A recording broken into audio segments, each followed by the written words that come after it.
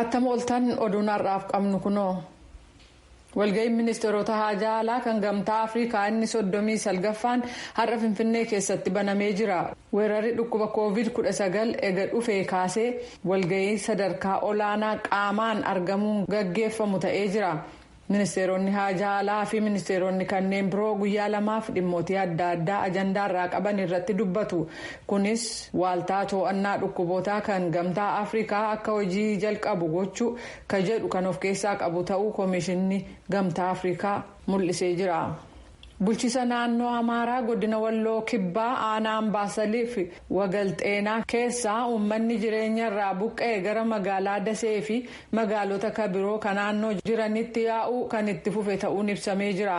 Namoonni kun raadiyoo sagalee Ameerikaaf akka ibsanitti jireenya ofii irraa eega buqqa'anii kaasee rakkoo jabaa keessa jirra jedhu. Kabajaa fi walabummaa dubartoonni hawaasa keessaa qaban akkasumas jireenya dubartootaaf ijoollee eegsisuuf dubartoota qabsaa'aniif beekannoo kennuuf jecha gareen mirga dhala namaaf falmu Amnesty International dameen United States kanneen filate 3 keessaa tokko lammii Sudaan Kibbaa taatee jirti. Riyaa Wiiliyaam Yuyaada Sudaan Kibbaa keessatti daayireektara waliigalaa Crown the Woman jedhamuuf hojjetaa akka jiran yoo ta'u nageenya walqixxummaa fi dubartoonni haamilee akka horatan gochuuf cicha qabaniin badhaafaman. Lammiin Ameerikaa hidda dhalata Xaaliyaanii Gineetaa Sagan akkasumas Meeksikoo irraa Noormaa Andraade kanneen barana badhaafaman keessaa ta'aniiru. Kan dhaggeeffataa jirtan sagalee Ameerikaa sagantaa afaan Oromooti. Pireezidaantii Yuunaayitid Isteetsi Joo Baayiden hogganoota biyyoota Afrikaa keessaa yeroo jalqabaaf pireezidaantii Keeniyaa Uhuruu Keenyaataa Waayit Haawus keessatti har'a simachuuf jiru. Waayit Haawus akka jedhutti mariin gaggeeffamu dhimmootii diimokiraasii fi mirga dhala namaa akkasumas nageenya guddina diinagdee jajjabeessuu fi jijjiirama qilleensaa irratti fuulleeffata. Kana malees caasaa maallaqaa ka biyya keessaas haa ta'u kan addunyaa kan ilaaleen hunduu ifa galaa ta'uu akka qabuu fi itti gaafatamummaan akka jiraachuu qabu Baayidaniif Keenyaataan dubbachuuf jiru jedha Waayit Haawus. Kunis qabeenyaa Keenyaataan baargamaa qabu jedhamuun gurmuun gaazexeessota qorannoo gaggeesseen ifa ta'e mariin kun dabalata jedhamee eegama. Walga'ii pireezidaantota lameenii kun ennaa walitti bu'iinsaa fi rakkoon gargaarsa dhala namaa Itoophiyaa keessatti itti fufee jirutti gaggeeffamuuf deema.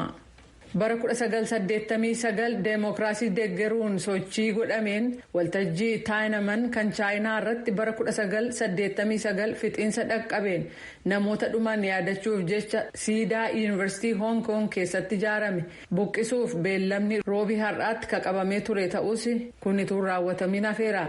Yuunivarsiitichi garee dhimmi kun isa laallatu siidaa meetira 8 dheeratuu fi waggootii 25 caalaa ture akka kaasuuf guyyaan dhumaa kenne roobii har'aa ture.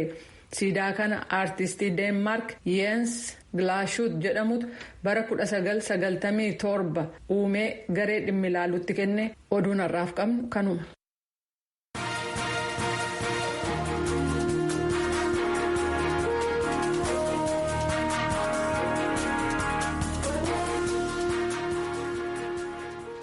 Kun sagalee Ameerikaa sagantaa afaan Oromootii oduudhaaf jaallannee galateeffachaa amma immoo gara gabaasee har'aaf qabnutti ceena.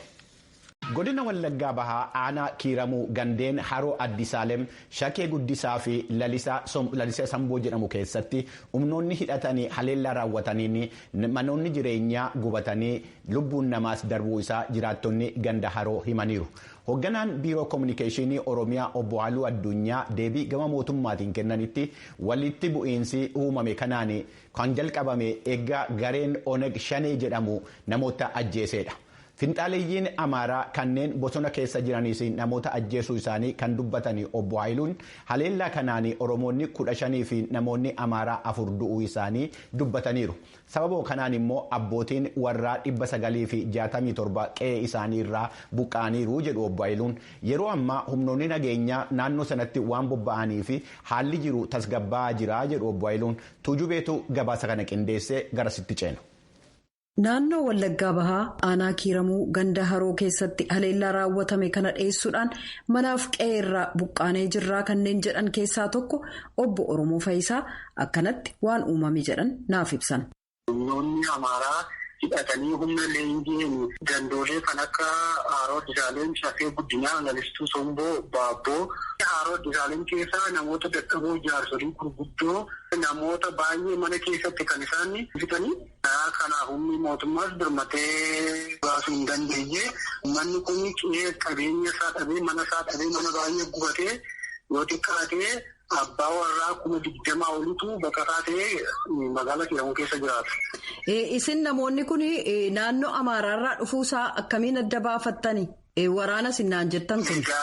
Humna leenjiidhaa, maqaa faannoo jira, humna leenjiidhaa, humna hidhateedhaa. Waraanichi waraana qonnaan bulaan fakkaatu. Bireenii meeshaa gurguddaa dhukaasu. Jiraataa kabiroo an haasofsiise immoo obbo Mul'ataa Waaqjiraa jedhamu. Iddoo kanatti wanti ta'aa jiru gaafa sanbata guddaa isa jennu guyyaa dilbataa sana gaafas jalqabe gaafa sanaa kan isaan gara nama 20 ta'u manatti dhakaan bakkeetti ajjeesanii guyyaa sana dabalatee qabeenyaa biyya sana keessa jiru mana namaa keessa jiru cabsanii guuranii makiinaatiin fe'atanii gara gabiitti guuranii deemanii dasnoos akkasumatti dabalanii gaafa ayyaanaaf roobii keessa immoo mootummaan kun dhufee warra mana keessatti du'ee walakkaa bakkeetti sareetti nyaatame gara nama 8 immoo boolla tokkotti naqanii isaan mata uwwaale mootummaan kun ni jira waraanni isaa ni jira ofiisaas immoo biyya bulchaa jedhee ni jira qaama nageenyaa hundumaa ni qaba. Kan hundumuu ta'eetu jiru deeggarsa uummata kanaaf hin goone. Eenyummaa namoota dhufanii nama ajjeesan naan jettan kanaa eenyu akka isaan ta'an adda baafattaniittu? Alaabaan miliikii isa duraa sana qabatanii adeemuu baay'een isaanii kan leenji'anii bakkee biraatti leenji'anii dhufanidha. Baay'een isaanii immoo kan mootummaan kun milishaadha jedhee filatee leenjisee aanaatti hidhachiisee meeshaasichaa haaraa qopheessee itti laatee rasaasa guutee hidhachiisee gadi gadhiisedha jechuudha. Maaltu mul'ata amma naannoo keessanii? Gara magaalaa Kiiramuutti baqataa jira uummanni. Inni kaanii gara biyya biraa gara aanaa godina biraa muruutti baqataa inni gara giddaatti baqata gara fira qabutti baqatee biyyi onee jechuudha akkasumas lafti lafatti hafee oomishni oomishame bakkeetti hafee bineensi fitee aanaa kana keessa gara walakkaa aanaa kanaa kan ta'utu gadhiiseera. Warri hidhatanii nama ajjeesu jettan kun amma ganda keessan keessa jiru? Mana gubaa jiru magaalaa sana gubaa jiru qabeenyaa barbadeessaa jiru amma ganda magaalaa Haaroo sana. Amma baqannee magaalaa Kiiramuutti namni nus baqannee naga jirra magaalaas akkatti namni rakkannee jirra manummoo. Mootummaan humna homaa waan ergeen qabu humni dhufee raatee haala isaa tasgabbeessa. Humni aanaarra taa'ee ilaala. Humni aanaarra taa'u suni zimma deema jallisee taa'ee ilaala malee waa takkaa gadi ba'ee maal taatani maatu ta'aa jira jedhee saba kana lamaan gidduu galee waan ilaalee waan to'atu hin qabu waa tokkollee.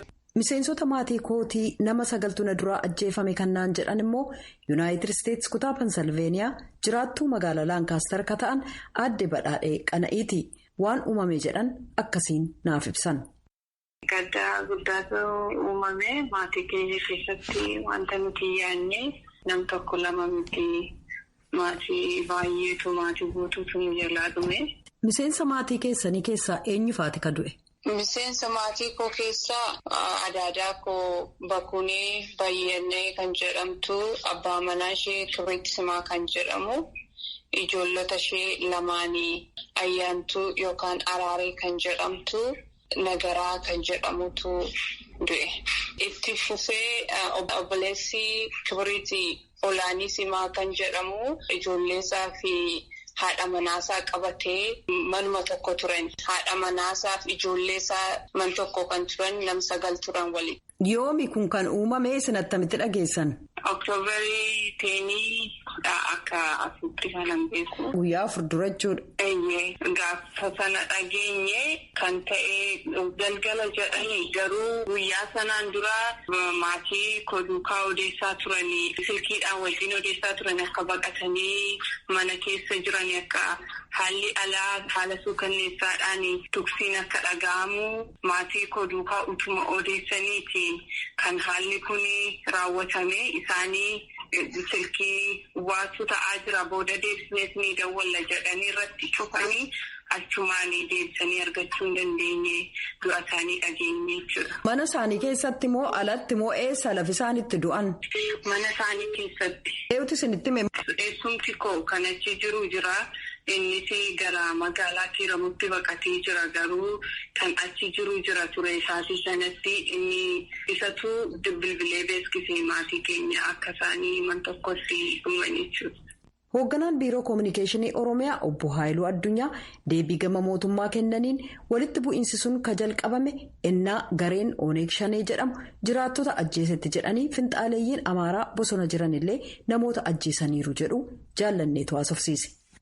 Naannoo sanatti humni Shanee hidhatee socho'u humni kun namoota nagaa irratti haleellaa raawwatee humni shororkeessaa kun bu'aa siyaasaa argachuudhaaf socho'uudha.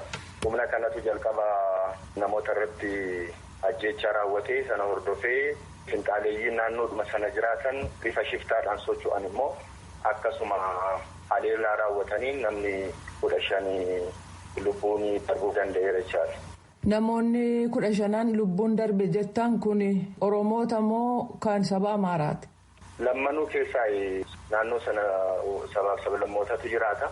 Shaneenis Oromoo kanaan dura ajjeesaa ture waggaattoon 3 darban qeerraa buqqisaa ajjeesaa saamaa humna badii TPLF wajjin hidhata qabu Oromoo hiraarsaa turedha.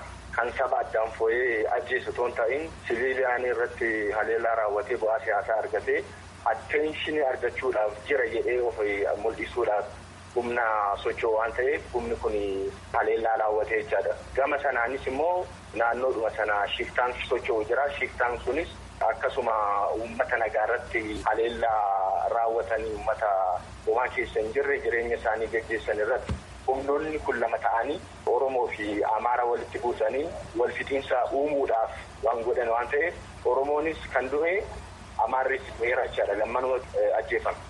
Lakkoofsaan addaan ba'a. Lakkoofsaan addaan ba'ee kan ajjeefame achi keessaa Oromoon 11 Amaarri 4.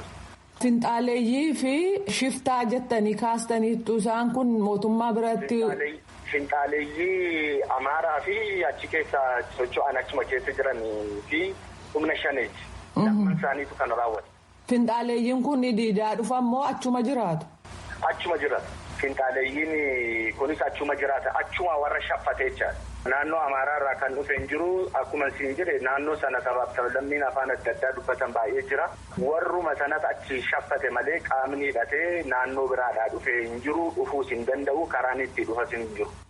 Kaayyoon isaanii maal inni jettanii yaaddu? Kaayyoon isaanii Oromoof Amaara walitti buusuudha. Finxaaleeyyiin lamman kun iyyuu tokko isa tokkoof galtee ta'a jechaadha. Gochi isa tokkoof galtee ta'a waan ta'eef waliin jireenya hawaasaa booressanii nagaaf tasgabbii dhabamsiisuudha malee kaayyoo biraan qaban. Naannoo Giddaa fi Horroo Guduruu Wallaggaa keessa irra deddeebi'een dhaga'ama walitti bu'iinsi iddoo sana akka jiru. Akkamitti haga har'aatti furamuu dadhabe? Walitti bu'iinsi kun humni Shanee bosona keessa olii gaddee waan nyaatu innaa dhabu gadi ba'eetu saama jechaadha. Kanuma walitti bu'iinsa naannoo sanatti uumamu. Insaamaa buqqisaa kaayyoo biraan qabu kaayyoon isaa badiidha waan ta'eef darbee waan akka kanaan uumachaadha. Yeroo ammaatti egaa sababii walitti bu'iinsa kanaan manaaf jireenya qe'ee irraa kan godaanan jiru jedhama. Waa'ee kanaa waajirri keessan quba qabaa? Walitti bu'iinsa kaleessaa fi dheengadda uumame sanaan abbaan warraa 967 qe'ee irraa buqqaanii jiru. Sana deebisanii dhaabuudhaaf hojiiwwan hojjetamaa jira. Sana qofa miti humnoota kana keessatti badii uuman immoo tarkaanfiin irratti fudhatamaa jira. Warri godaane kun Oromoos Amaaras jechuu? Naannoon sun sabaaf sablammii jira. Yeroo ammaa walitti bu'iinsi kun sadarkaa maalirra jiru? Amma tasgabbaa'eera humni nageenyaa seenee tasgabbiirra jira. Hoogganaa biiroo koominikeeshinii mootummaa naannoo Oromiyaa obbo Haayiluu Addunyaa akkasumas jaallannee dhangalateeffadha. Hordoftoota keenya dhimma kanarratti mootummaas ta'e qaama kabiroorraa odeeffannoo dabalataa yoo arganne kan dhiyeessinu ta'a. An Tuujubee Horaati.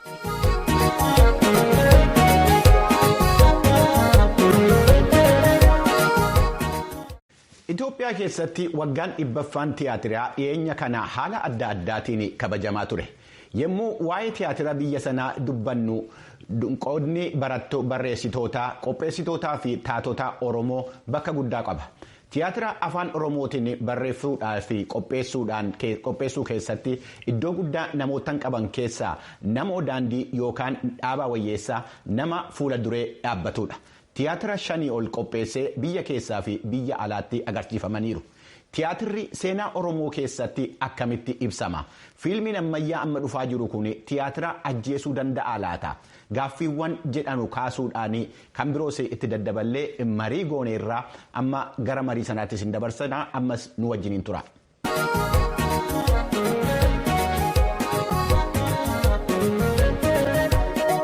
Achama harka fuunee dhaggeeffatootaa fi daawwattootaa kun kan sagantaa afaan Oromoo isinii darbuudha. Qophii keenya har'aa keessatti yookaan qophiin kanatti aanee isinii dhiyaatu qophii mariiti. Ijoon marii keenyaa immoo akkuma yaadattanu kanaan duras akka sagantaa keenya irratti gabaasaa turre tiyaatirri Itoophiyaa waggaa 100ffaa isaa kabajaa jira yookaan immoo yaadatamaa jira jechuudha. Itoophiyaa keessatti waggaa 100ffaan tiyaatira. Yommuu tiyaatira Itoophiyaa kaafnu kan immoo gumaanni yookaan immoo qoonni Oromoon achi keessaa qabu maayinni yoo jenne bakka guddaa qaba. Maqaa dha'uu dandeenya eenyuufaan achi keessatti akka gahee taphachaa jiran. Kanuma irratti gaharraa keessummaa tokko kan hin qabadhee isinii dhiyaadhe. Keessummaan koo har'aa tiyaatira Oromoo keessatti nama gahee guddaa taphateedha. Namootaan adda dureedhaan waamamuu danda'anu keessaa tokko. Caalaan keessan kan beektanu maqaa biraatiin ta'a. Namni kun maqaa lama qaba. Maqaa sooressa maqaadhaani. Isin baay'een keessanii kitaaba isaatiinis tiyaatira isaatiin kan beektanu Dhaabaa Wayyeessaatiin. Maqaan miidiyaadhaan immoo inni itti fayyadamu Namoo Daandiiti. Obbo Dhaabaa, Obbo Namoo. Baga nagaadhaan dhaggeeffattoota keenya daawwattoota keenya wajjin wal argitee ibsa keenya kennuudhaaf immoo eeyyama kee argachuu kootiif baay'een gammada. Mee garuma gaaffiittiin ce'aa kallattiidhumaan tiyaatira Itoophiyaa keessatti biyya Itoophiyaa jedhamtu sana keessatti gaheen Oromoon taphate maayinni akkamitti ilaalte? Gaati tiyaatiras hojjetteettas karaa fiilmii kanaas baratteetta baay'ee walitti siqa hordofaa jirta. Si caalaa namni beeku hin jiru ta'ayyuuti yeroo ammaa akka amantaa kootiitti meenatti gaheen Oromoon taphate tiyaatira Itoophiyaa keessatti maayinni? Galatoomii waa'ee kiyya Bafqaaduu Morodaa. Ga'een Oromoo fi ga'een tiyaatira Oromoo akka lamatti ilaalamuu danda'a. Akka ani ilaalutti gaheen tiyaatira Oromoo umriin isaa baay'ee gabaabaadha. Tiyaatira yeroo jennu kan sirnaan mana tiyaatiraa keessatti agarsiifame jechuudha. Diraamaa sirnaan qophaa'ee mana tiyaatiraa keessatti agarsiifame Itoophiyaa keessatti. Yoo sana ilaallee umriin isaa gabaabaadha. Bara 1991 jechuudha. Kun waggaa 100 keessatti baay'ee yeroo gabaabaadha jechuudha. Achii booda tiyaatiroonni adda addaa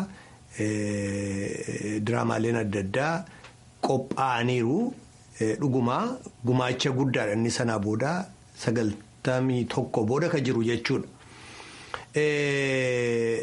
Gama biraatiin yoo ilaalle garuu namoota Oromoo ta'an biyya Itoophiyaa keessatti tiyaatiroota keessatti gumaachi isaan godhan agam guddaadha yookaan bal'aadha jennee yoo ilaalle garuu baay'ee bal'aadha baay'ee guddaadha.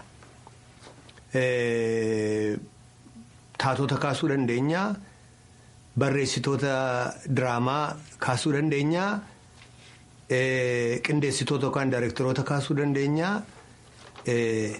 Hedduudha maqaa dha'uu danda'ama. Fakkeenyaaf Looret Tsaggaayee Gabramadiinaa jalqabnee namoota baay'eedha kan hojjetan kan barreessan. Kanaafi guddaadha akka Oromootti. Akka tiyaatira Oromootti garuu kan inni waltajjii argatee mana tiyaatirii keessatti agarsiifamu jalqabee bara 1991. Kana jechuun garuu Oromoon kan inni barreesse bara sana jechuu miti. Barreeffamoonni hedduun kan amma dhiyoo kana dhaga'amaa jiran hedduutu jira. Fakkeenyaaf Hayilee Fidaa barreesseera jedhama. Maammoo Mazammir barreesseera jedhama. Kana malees immoo bakkawwan adda addaatti keessuma bara 1990 akka Awurooppaatti irraa jalqabee yeroo dargiin taayitaa qabate jechuudha. Barnoota ga'eessotaa yookaan golmaasaa ka jedhamu kana keessatti barnoonni afaan Oromoo naannootti kennamuu jalqabee ture. Yeroo sana bakka sanatti hawwisoon dhaabbatee ture ganda keessatti qabalee keessatti jechuudha. Sana keessatti namoota baay'eetu waan adda addaa qopheessaa ture sadarkaa aanaatti sadarkaa gandaatti waa hedduu barreeffamaa ture sirbii diraamaaleen adda addaa jechuudha. Anumtuu kan hin qooda keessaa fudhadhetuun gara waltajjiitti hin dhufiin hedduudha. Namoonni hedduun barreessaniiru. Egaa kuni amman beekamaa yoo jedhame waanuma akkasuma akka odeeffannoo taasifnu malee galmaa'ee kan taa'e hin jiru. Galmaa'ee kan taa'e kanuma amma argitu kana bara 1991 kan mana tiyaatirii biyyaalessaa yookaan naashinaal tiyaatirii keessatti agarsiifame jechuudha. Anillee mana barumsaa keessatti tiyaatira kana irratti hojjechaa turre mee gara ati maal goote jechuutti darbuudhuma kootiin duratti seenaadhuma Oromoo keessatti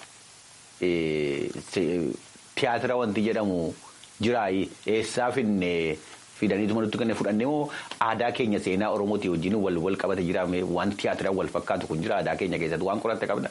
Ani saba tokko keessatti. Tiyaatirri Oromoo keessatti qofatu hin ta'in sabuma adda addaa keessatti do'iin jechuudha agarsiisni jechuudha diraamaan jechuudha gaafuma namni jiraachuu jalqabirraa jalqabee wanna jirudha. Oromoo keessatti waa hedduutu taa'aa oola bifa adda addaatiin tiksitoonni kan godhan ijoolleen horii tiksan ganda keessatti ijoollee leefuu guddataa jiran. Kan isaan hojjetan diraamaalee adda addaatu jira. Aan ijoollee ta'ee ijoollee akka koo wajjin waa hedduu yaadannoon qaba waan hojjetaa turre. Kanaaf kun hundumtuu ilaaltee diraamaadha. Saboota biyya biroo keessattis bakkawwan adda addaattis kanumatu ta'ee booda guddataa deemeetu bifa qabataa deemee. Maqaan itti tolfamee sirni hojiisaa itti tolfamee tokkummoo dhufee kana ilaalee bifa kanaan dhiyaata jedheetu bifa qabataa deeme.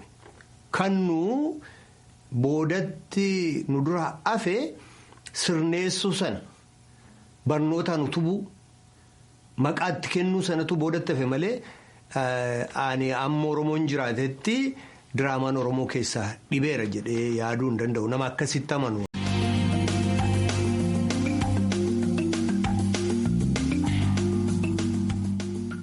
Tole hordoftoota keenya kutaa lammaffaan qophii kanaa borii itti fufa.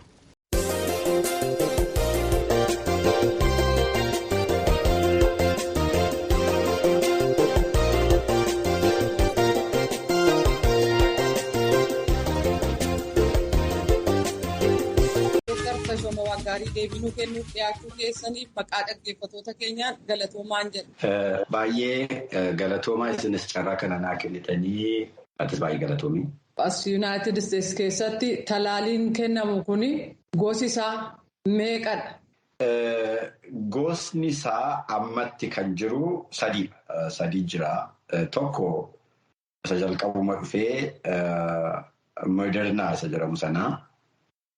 Kan biraa boodarra kan itti dabalamee Pfizer isa jedhamu inni ammoo wanni argateera FDA approval argatee kanaaf inni jira. An biraa J&J kan jedhamu sadiitu beekamee jira. Biyya biraatti wanti tokko jiru garuu amma nuti biyya kana keessatti biyya Ameerikaatti isaan kan sadantu. Hojiirra oolee jira kennamaa jiru jechaadha. Egaa dhiyeenya kana ammoo talaalii duraan kennaman daran jabeessuuf jedhame buustar waan jedhamu kennuu jalqabaniiru. Buustariin kun maal gargaara? Namoota umrii hagamiif kennama? Buustar doosiin kun akka inni kennamu ayyama argatee warra eenyu isaanii Center for Disease yookaan CDC raatii kan rekommendeeshiniin kenname badaa fagoo miti iyyoottidha.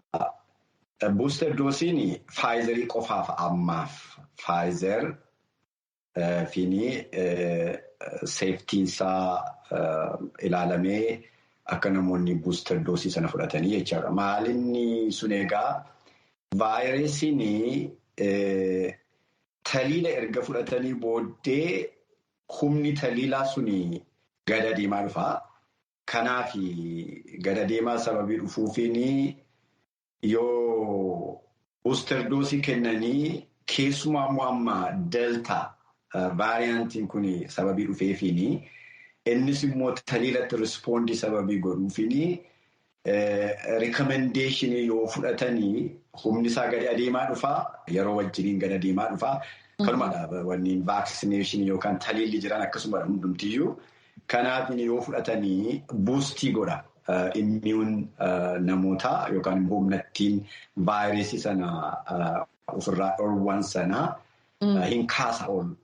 Inni isaan jabeessa himni isaanii stroonger godha. Kanaaf yoo fudhatan jedhamanii rikoomendedii ta'anii jiru jechaadha. Kanaaf kan biraayyuu modernaanis. Akka buusteriitti otoo hin ta'iin akka third dose yookaan immoo sadaffaa namoota maayiluu egaa immiyuun inni jedhu kun maanni humnattiin vaayirasii sana eeyyee inni suni warra namoota kompromaayizidii ta'anii warra dadhabaa ta'e dhukkuba adda addaa irraa kan ka'e akka cancer patient, HIV patient dhukkubsatoonni. Akka qoricha kaanserii fa'aa warra fudhatanii kun egaa immiyuunii isaanii sana gadi buusa. Kanaaf isaan sunis modernaayyuu akka isaan fudhatan akka doosii sadaffaatti yookaan immoo akka taliila sadaffaatti lama qofaa otoo hin ta'in rikoomendedii ta'anii garuu inni suni buuster jedhanii waamaa jiranii third doosiidha yookaan sadaffaa akka fudhatanii kennaniitu jira. Umuriin egaa. Modernaa fi umurii miti immiyuunitii isaanii irratti. Warri Faayizarii garuu waggaa 65 ol ta'anii yoo ta'an akka immoo nursing home akka long term care kan jedhaman jiru miti dhukkubsatoonni nursing home yeroo dheeraadhaaf achi galanii jiran jiru. Warri dhukkubaan miidhamanii warri dulloomoonni achi jiran jiru. Kanaafiin at least isaan jalqaba irratti akka fudhatanii akkasumas immoo umurii 50-64 underlying disease warra qabanii warra dhukkuba adda addaa qabanii isarratti dabalee umurii 50-64 irratti yoo qabaatan isaanis akka dhukkuba kaliifaa warra dhukkuba adda addaa qaban kana yoo itti dabalamee booster doosii akka fudhatan wanni jiru. Umurii 18-49 iyyuu. Namoonni benefiit isaa ilaalanii ayyama qabu isaaniyyuu fudhachuu hin danda'u. Garuu primarily waggaa 65 older age fi long term care keessa warri jiranii warri dhukkuba adda addaa qabanii akka fudhatan isaan sana rikoomendii godhu jechaadha.